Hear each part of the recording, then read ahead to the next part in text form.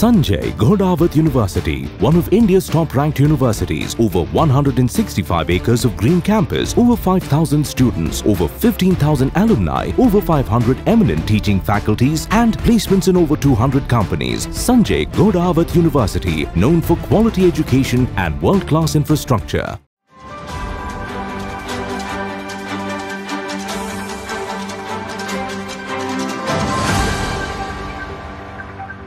शहरासह जिल्ह्यात मुसळधार पावसाने चांगला जोर लावलाय, तर कोल्हापूरला पावसाने चांगलंच झोडपून काढलंय. राधानगरी धरणातून सध्या 4 दरवाजे उघडल्यामुळे पंचगंगा नदीपात्रात पाणी पात्रात वाढ होण्याची शक्यता प्रशासनाकडून वर्तवण्यात आली आहे. तर नदीकाठच्या जी गावं आहेत त्यांना प्रशासनातर्फे सतर्क राहण्याचा इशारा, तसेच चांगल्या ठिकाणी सुरक्षित ठिकाणी स्थलांतरित होण्याचा एक आदेश दिला आहे. तर आता आपण बापट कॅम्प या कुंभार गल्लीमध्ये आहेत.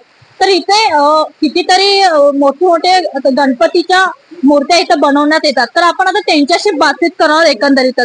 एकंदरीतच आता पाणी पातळी ही वाढ होते आणि आता पाणी सध्या तुमच्या इथं मळ्यापर्यंत येऊन पोहोचलं आहे आणि तुम्ही आता गणपतीची मूर्ती इथं कित्येक केलेले आहेत आणि तुम्ही करतायत, काय सांगता एकंदरीत? इथं जवळजवळ संत गोरा कुंभार वसाहत बापट कॅम्प कोल्हापूरमध्ये जवळजवळ 500 कारखाने आहेत आणि जवळजवळ नाही म्हटलं तर परराज्यात 10,000 ते 15,000च्या दरम्यान या मोठ्या मूर्त्या 10 फूट 12 फूट पर्यंत जातात. आता सध्या परिस्थिती अशी झाली आहे की 2019ची पुनर्वृत्ती होती काय कळना झाले आणि आम्ही 2 वर्ष झाले या पुराच्या परिस्थिती बघितल्या. या पुराच्या परिस्थितीत आम्हाला थोडा अनुभव आलेला आहे आणि आता सध्या प्रशासनाने आम्हाला अशी सूचना दिली आहे की तुम्ही कुठल्याही परिस्थितीत आता संध्याकाळी 5 वाजेपर्यंत 4-5 फुटापर्यंत पाणी वाढण्याची शक्यता आहे, तुम्ही इथून स्थलांतरित करा. मग मी प्रशासनाला एक विनंती करू शकतो की तुम्ही प्रत्येक वेळी जर ह्या गोष्टी जर अशा होत असत्या, तुम्ही ह्याच्याबद्दल तुम्ही पावलं का उचलत नाही? आम्ही दरवर्षी हेच काय करत बसायचं का? तुम्ही जिकडं पाणीची कमतरता कमी आहे तिकडे नदीजोड परखड करून ते पाणी वळवावं आणि आम्हाला बी इथं व्यवस्थित होईल आणि तिकडे जिकडे पाणी नाही त्या बाजूला बी सगळं व्यवस्थित होईल, ही माझ्या कुंभार समाजातर्फे ही मी सरकारला एक विनंती करतो. एकंदरीतच आता तुम्ही इथले गणपती जे हलवताय ते कुठं, आता तुम्ही कोणत्या ठिकाणी ठेवणार आहात काय? आता सध्या तरी ठिकाणी हलवायची म्हणजे आता परिस्थिती सध्या तशी मुश्किलच आहे, कारण पाऊस तर वरनं धो पडत आहे आणि आता प्लॅस्टिक पिशव्यांचा आम्हाला वापर करून या मूर्त्या रोडवर ठेवाव्या लागतात. त्याच्या व्यतिरिक्त गुळाची गोडाऊन आता सध्या रिकामी झालेले आहेत. म्हणजे महानगरपालिका आपल्या शेती उत्पन्न समितीमध्ये गुळाची गोडाऊन रिकामी झालेले आहेत. त्या माणसांनी रिक्वेस्ट करून आम्ही त्यांच्या गोडाऊन मध्ये आम्ही मूर्त्या आता ठेवत आहे. अशा पद्धतीनं आम्ही स्थलांतर करीत आहे आणि विशेष म्हणजे पूर्ण बापट कॅम्प हा पाण्याखाली जाते.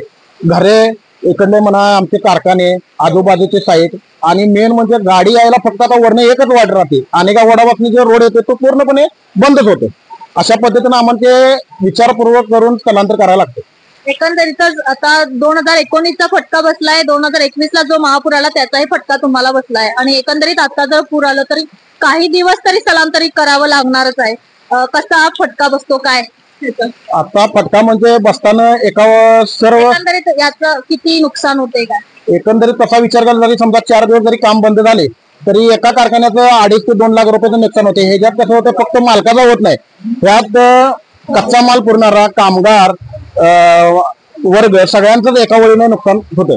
अशा पद्धतीने एकंदरीतच आता आपल्यासोबत होते जे आता इथं तुम्ही पाहू शकताय की किती गणपतीच्या मोठ्या मूर्ती. गणपतीचा उत्सव महाराष्ट्रामध्ये खरं तर मोठ्या एका उत्साहामध्ये साजरा केला जातो आणि तेच गणपती इथे गणपतीच्या मोठ्या मूर्ती इथे या ठिकाणी तयार करतात. प्रत्येक वर्षी या ठिकाणी महापूर येतो. जर पाण्याच्या पातळीत मोठी वाढ असली तर या ठिकाणी भरपूर पूर येतो असं प्रशासनाने वर्तवण्यात आलेलं आहे आणि इथल्या ज्या जी घरं आहेत, जी कुंभार गल्लीतील जी ही मूर्ती तयार करणारी जी कॅम्प आहेत त्यांना देखील इथं स्थलांतरित करण्याचा आदेश दिला जातो. खरं तर ह्यामध्ये भरपूर लाखाचं नुकसान तर होतच, पण ह्याचा फटका नागरिकांच्या जो रोजच्या जीवनावर देखील विस्कळत येतो.